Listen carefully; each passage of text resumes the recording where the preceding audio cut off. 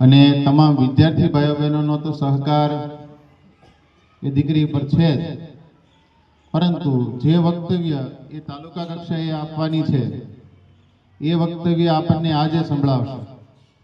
તો તમામ શિક્ષક ભાઈઓ બહેનોને અને તમામ વિદ્યાર્થીઓને ભાઈઓ બહેનોને પણ હું કહું છું કે એનું આપણે સૂક્ષ્મ નિરૂપણ કરવાનું છે. એકદમ સૂક્ષ્મ રીતે બારીકાઈથી આપણે એનું રેફરી થવાનું છે, સૂક્ષ્મ નિરીક્ષણ કરવાનું, બારીકાઈથી નિરીક્ષણ કરવાનું.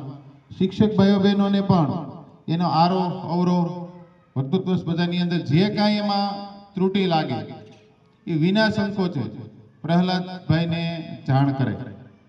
અને વિદ્યાર્થીઓને કદાચ એવું લાગતું હોય ભાઈઓ બહેનોને કે મોનિકાના વક્તવ્યમાં આવો કાંઈ ચેન્જીસ કરી શકાય તો પણ પ્રહલાદભાઈને મળે. એટલે કુલ 507 તમે તે રમે 520 નિરીક્ષક બનવાનું છે. આપણે એનું નિરીક્ષણ કરવાનું છે અને આપણે એને અત્યારથી અભિનંદન આપી તાલુકા કક્ષાએ નહીં, જિલ્લા કક્ષાએ નહીં, પણ રાજ્ય કક્ષાએ પ્રથમ નંબર લાવે. મેવાડા મોનિકા.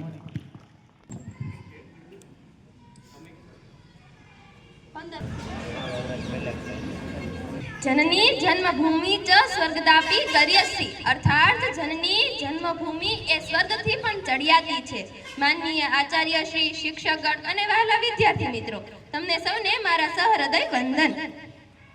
આજે હું મારા વક્તવ્યની શરૂઆત કોઈ વ્યાખ્યાથી નથી કરતી, માત્ર એક પ્રશ્ન પૂછવા માંગુ છું. દેશ સેવા એટલે શું? શું દેશ સેવા એટલે માત્ર સરહદ પર બંદૂક લઈને ઊભા રહેવું? શું દેશ સેવા એટલે યુદ્ધના મેદાનમાં શહીદ થવું? શું દેશ સેવા એટલે માત્ર તિરંગાને સલામી આપી કે રાષ્ટ્રગીતો ગાવા? ના, હજારો વખત ના. કારણ કે દેશ માટે મરવું મહાન છે, પરંતુ દેશ માટે જવાબદારીપૂર્વક જીવવું એટલું જ મહત્વનું છે. મિત્રો, દરેક વ્યક્તિને સરહદ પર જવાની તક નથી મળતી, પરંતુ દરેક વ્યક્તિને પોતાની ફરજ નિભાવવાની તક હરરોજ મળે છે. અને આજે એ જ માટે હું જે વિષય પર વાત કરવા જઈ રહી છું એ માત્ર એક વિષય નથી, એક આહવાન છે, આપણા રાષ્ટ્રનો મંત્ર છે, આપણા સંસ્કૃતિનો શ્વાસ છે, એક સંકલ્પ છે. અને અમારો વિષય છે ફરજ પાલન સહદેશ સેવા. હવે મિત્રો, આંખ બંધ કરો અને કલ્પના કરો કે સવારના વહેલા 4 વાગ્યા છે, ખૂબ ઠંડી છે. એક સૈનિક સરહદ પર બંદૂક લઈને ઊભો છે. એક ડોક્ટર ઓપરેશન થિયેટરમાં 6 કલાકથી ઊભો છે. કચ્છમાં એક શિક્ષક રેતીના વાવાઝોડામાં પણ બાળકોને ભણાવવા જાય છે. અને આપણે તો કે આરામથી ઘરે સૂતા છીએ. રસ્તા પર કચરો ન ફેંકનાર કે ટ્રાફિક સિગ્નલના નિયમોનું પાલન કરનાર વ્યક્તિ એ ક્ષણે એક આદર્શ નાગરિક ગણાય છે. જ્યારે સવારે વહેલા ઉઠી એક સફાઈ કામદાર જ્યારે રસ્તાઓ સાફ કરે છે, ત્યારે તે સ્વચ્છ ભારતના પાયાને મજબૂત કરી રહ્યો છે. આ બધાની વચ્ચે એક સમાન દોરો છે અને તે દોરાનું નામ છે ફરજ. આજે હું આ ફરજ અને સહદેશ સેવા વિશે વાત કરીશ. ફરજ શું છે? શાસ્ત્ર અને વિજ્ઞાનની દ્રષ્ટિએ ફરજ શબ્દ અરબી ભાષાના ફર્જ પરથી આવ્યો છે, એટલે કે જે કરવું જ પડે તે. ગીતામાં ભગવાન શ્રી કૃષ્ણ કહે છે, સ્વધર્મ નિધનમ શ્રેયઃ પરધર્મો ભયાવહઃ. એટલે કે પોતાનું ધર્મ કે કર્તવ્ય કરતી વખતે મરવું પણ સારું, પરંતુ બીજાનું ધર્મ કે કર્તવ્યનું આચરણ કરવું એ ભયાનક છે. આપણા બંધારણમાં પણ આ જ કહ્યું છે. ભાગ 4 કલમ 51 કમાં મૂળભૂત ફરજો છે. તેમાંની ત્રીજી ફરજ છે ભારતની સાર્વભૌમતા, એકતા અને અખંડિતતાનું રક્ષણ કરવું. વિજ્ઞાન કહે છે, જો વ્યક્તિના દરેક સેલ પોતાનું કામ ન કરે તો શરીર બીમાર પડે. બરાબર એ જ રીતે જો નાગરિક પોતાની ફરજ ન નિભાવે તો રાષ્ટ્ર બીમાર પડે. સ્વદેશ સેવા એકલા નહીં, સાથે. ફક્ત ફરજ પાળવાથી કામ ન ચાલે, જોઈએ છે એટલે કે સાથ. મહાભારતનું યુદ્ધ પાંડવો એકલા નતા જીત્યા, સહમાં સેના હતી. સ્વાતંત્ર્ય આંદોલન ગાંધીજી એકલા નતા લડ્યા, સહમાં કરોડો લોકો જોડાયા હતા. સ્વદેશ સેવા એટલે શું? કંઈક ફર્જ હમારા ભી સંસ્થા છે છત્તીસગઢમાં. આ સંસ્થા 2018ના રોજથી 1200 મરીજોના સગાઓને ફ્રી ભોજન આપ્યું હતું અને કોરોના કાળમાં પણ 10 લાખથી પણ વધુ લોકોને ભોજન આપ્યું હતું. આ છે માનવતાની ફરજ. Fast relief charity trust India આ સંસ્થા ઉત્તરાખંડ અને પશ્ચિમ ઉત્તર પ્રદેશ પ્રદેશમાં આવેલી છે. આ સંસ્થા 20 લાખ લોકોનું નેટવર્ક ધરાવે છે. આ નેટવર્ક એટલું મજબૂત અને કાર્યશીલ છે કે જો એક વ્યક્તિના અવસાન પર તેને દરેક વ્યક્તિ 10 રૂપિયા આપે તો વિચારો કેટલું ભંડોળ ભેગું થાય. આ છે માનવતાની ફરજ.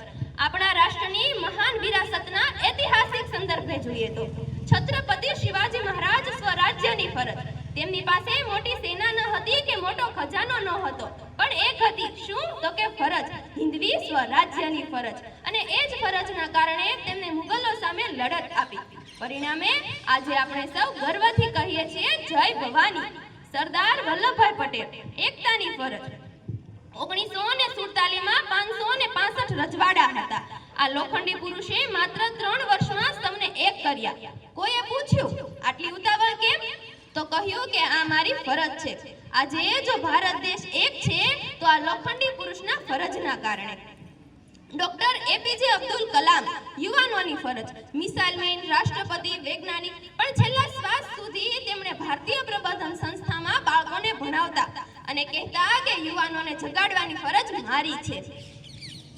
આ સંસ્થામાં કામ કરતી વખતે જ તેઓ મૃત્યુ પામ્યા. ફરજ પર હતા ત્યારે જ ગયા. આ ત્રણે આપણને શીખવાડ્યું કે સૌથી પહેલા દેશ, પછી હું. 1947 પહેલા આપણી ફરજ હતી આઝાદી મેળવવી.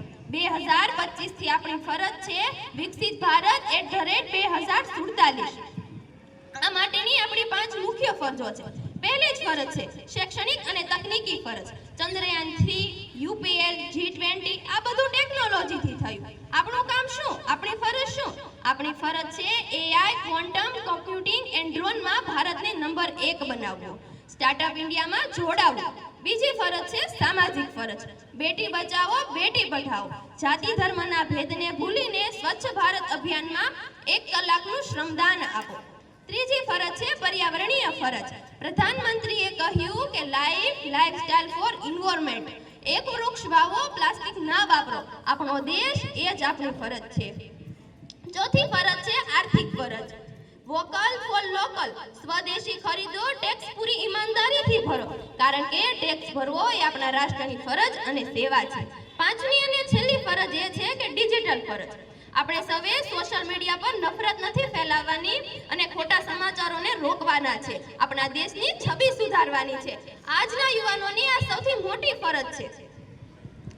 આપણે બૂમો પાડીએ છીએ કે રસ્તાઓ ખરાબ છે, હોસ્પિટલમાં મળતી સારવાર ખરાબ છે, પરંતુ ચારે બાજુ ભ્રષ્ટાચાર જ છે.